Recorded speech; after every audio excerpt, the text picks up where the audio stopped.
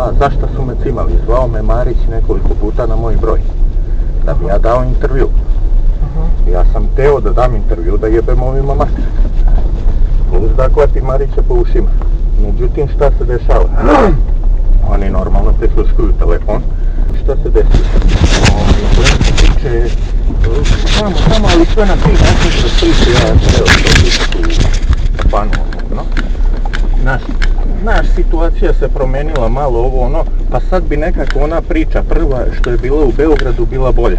U prevodu da ja uprostim Demokratskom frontu šta je uradio, što su me sjebali, izdali vamo tamo i da ih pokriju.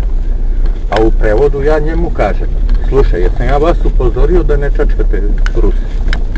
On gleda, da će da vam jebu mater. Sad kad su vam jebali mater, sad bi vi da vam ja peglam ono što ste vi zajebali. Razumeš? Teraj lepo. Da, čisto zbog vremena za priču. I poenta priče, ja sam rekao nije problem, vidjet ćemo što može se uradi, rekao, ali ne može se uradi mnogo jer rekao ima previše dokaza što je istina, razumeš? Ima previše dokaza jer rekao i tu nema šta da se bega, razumeš? Ja objasnim šta i kako ono, pa i kao razmislit će on, pa će da mi kaže ako nešto možemo, znaš, u prevodu ja sam kupio vreme i šta ću sada uraditi, ja ću stvarno da odem da sečem drva, će da uvatim i da ostavim sve telefone, sve da ne može mi se uđe u trag, reći ću da idem da sečem drva na drugu stranu. Idem u 3 pičke materine da sečem drva, ovo ću samo šaljem Kincu da preživi tu. I nema me nigde dok postupak traje. Da se postupak okonča, da bude pravosan. Gledat će da vatam krivinu, a ako nešto hoće i da probaju, bežim. Znači ja izjavu da menjem neću, ne pada mi na pamet. Prvo što ja ovim govnima neću da oprostim neke stvari. Jer ja ne volim kad se neko ponaša kao što se oni ponašali prema meni. I ponašaju se. I sad ja treba njima da učinim na volju još. Daj bre. Razumeš, angažovao sam jednu advokaticu tu da bilo šta da mi se desi. Da ona istog momenta obavesti sud da se ja otem, bukvalno. Razumeš? I da pokušava na mene da se utiče na silu.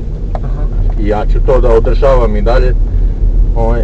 Takvu situaciju, tako da znači to neću da dozvolim ni slučaj.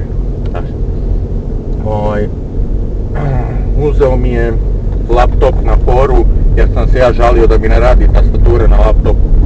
I on kao, pa dobro, pa neću ja kao da ti sredim laptop pa ću ti vratiti.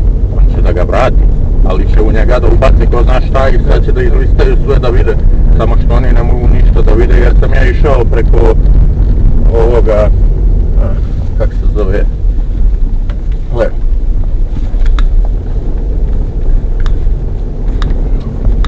Sad mi ne radi mozak.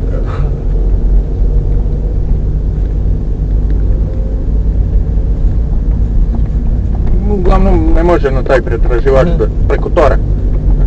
Preko Tora ulazim i normalno pre nego što sam dao laptop ja sam nekoliko puta očistio onu istoriju pretraga ovoga onoga, mada mi Google i ne beleži, tako je namešten da ne beleži pretrage i to, ali tu ja nisam ništa ni radio što bi bilo šta oni mogli da... A i prošlo je vremena od toga dosta, ne zove me, ali imajte u vidu da smišljaju, znači rade na tome šta bi mogli da okrenu priču, odnosno da sad ide ona priča, mi nemamo ništa s tim, oružje se slučajno pojavilo, a ovi Rusi su čitali novine u Beogradu. Razumeš, a to nije tako.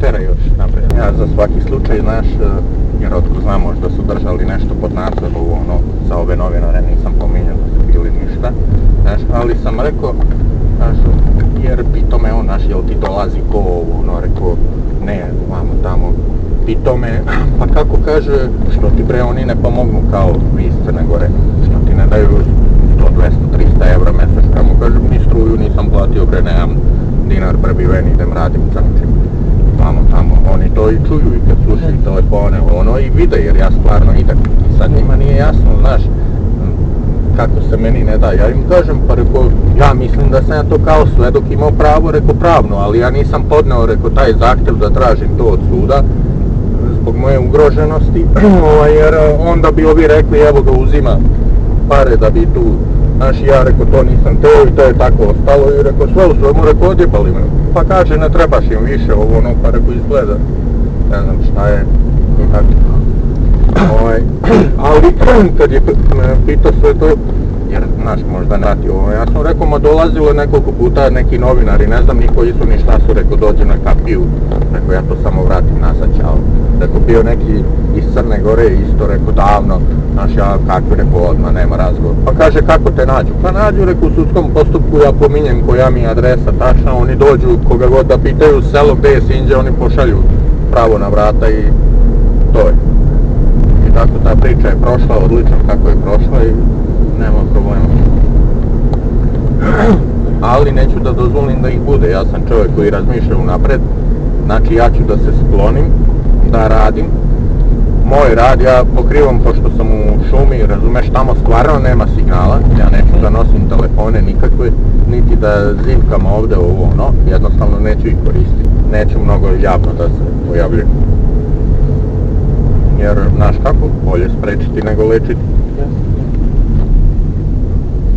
Uglavnom, gledat ću ja da pripremim jednu izjavu naprijed, da ostavim advokatici potpisanu, overenu i sve u slučaju mog nestanka.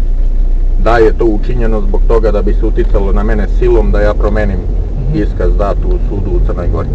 I to ću da ostavim kod nje da stoji.